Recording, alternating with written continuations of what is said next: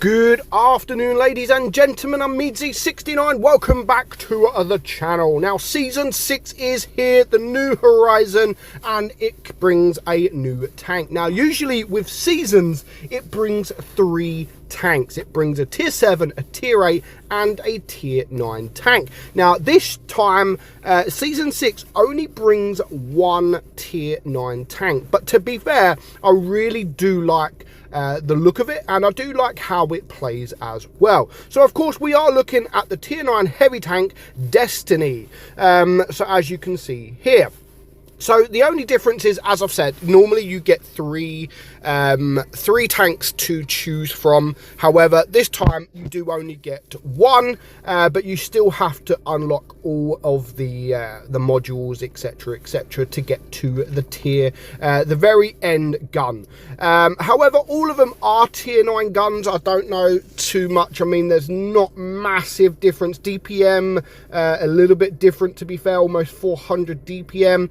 Dispersion a little bit worse, aim and time a little bit worse, penetration a little bit worse on that one, and then of course it does get a little bit better, and then you end up with this gun right here.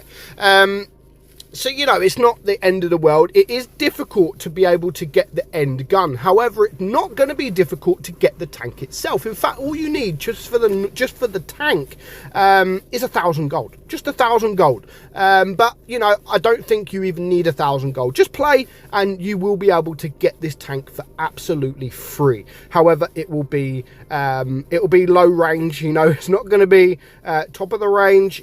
You're still going to have to unlock all the modules. So with this module, the top module, the aim time is 4.4 seconds, dispersion 0.353, so not the best. Dispersion 2,139, sorry, DPM 2,139, that is 11.5 second on your reload. Your penetration is 265 on your AP. It does have HESH at 184, which is very, very nice, and you have the cheap HESH, which is 70 millimeters. Your average damage is 410 on your AP, 460 on your HESH, and 530 on your cheap HESH. You've got only 6 degrees of gun depression, so do bear that in mind. And the speed, let's just go down. The speed is 42 kilometers per hour. Now, the armor is actually very, very strong in certain aspects in this tank. Your turret is 120 and your hull is 140. But we are going to just have a look at a game where you will clearly see the armor profile. So it can be tricky. The tank can be tricky, but on the other hand, it can be easy to pen as well. So we're just going to fast forward it just a little bit. We're not going to watch the whole game of the whole battle of this, but you can see the enemy has a Destiny on the other team, and I wanted to show you this for the armor profile. Now, again, you're not going to be able to penetrate everything frontally with your HESH, so do bear that in mind. But, you know, if you get to the side of him, get to the rear of him, of course, you'll probably just about penetrate everything with that HESH. Only 7 damage there, better than doing nothing to a hold down a mil 2. But now my team are pushing, we are going to show you that armor profile of the Destiny. As you can see there, the turret when turning is actually quite weak, and the same as the hull. But if you're facing them and you are wiggling around, then the armor profile can be very, very tricky. So I mean, this game here, we do actually bounce quite a lot, but we do also get penned. So we've bounced 1,200 damage, but we've also been penetrated as well. And of course, you can be penetrated when you come side on as well. And if you give them the chance to aim, there are a few weak points on your tank, so do bear that in mind. You're not impenetrable, and you will still get penetrated. So don't just look at the armor profile on the stats and think, oh, that's not good, because actually, as I've said, it is really, really good. The armor profile in the right position is actually really, really good. So yeah, just you got to try and use that.